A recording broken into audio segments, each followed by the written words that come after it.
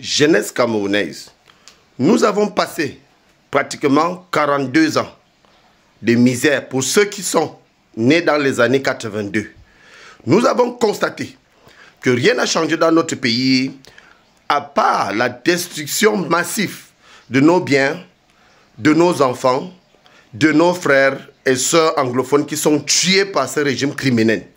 Alors nous vous invitons, en tant que Camerounais, jeunes Camerounais, à comprendre que même en allant aux urnes, ces hommes ont décidé de confisquer le pouvoir, que rien ne va changer. Alors, nous devons tout simplement nous remettre en question, s'unir comme un seul homme pour demander le départ définitif de ces régimes criminels.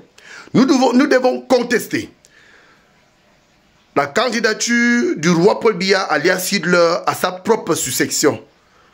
Parce que nous savons que lui, après autant d'années de gâchis, de destruction, et qui n'a fait que faire reculer notre pays, nous ne pouvons plus accepter, écouter ces discours mensongers et ces hommes sans cœur qui sont autour de lui, qui pensent qu'à leur propre intérêt égoïste.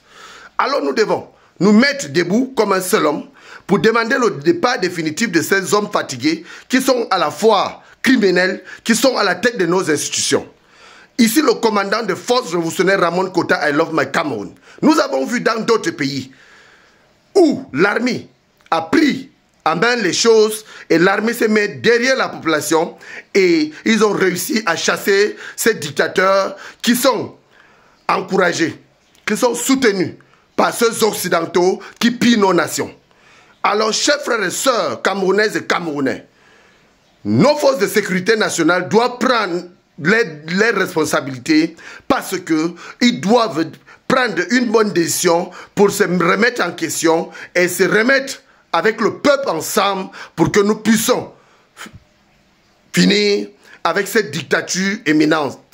Donc, moi j'invite, jeunes Camerounais, jeunesse camerounaise, nous voulons un Cameroun nouveau.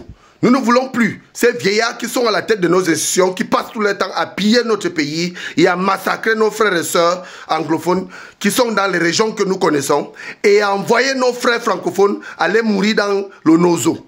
Parce que cette sale guerre ne bénéficie qu'à l'Occident et ceux-là qui sont au pouvoir pour travailler pour l'oncle Sam.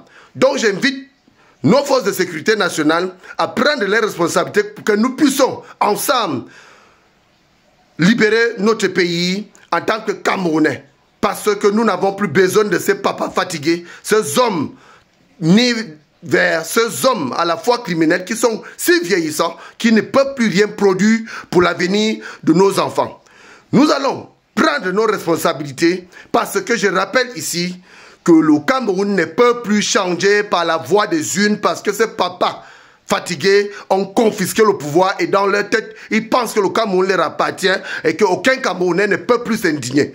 Alors que notre constitution nous autorise. Alors nos forces de sécurité et de défense doivent prendre les responsabilités pour protéger notre pays et notre constitution à la fois pour que nous puissions nous libérer de ces dictateurs, de ces grands bandits, ces bandits de grands chemins qui sont à la tête de notre nation. Nous vous remercions.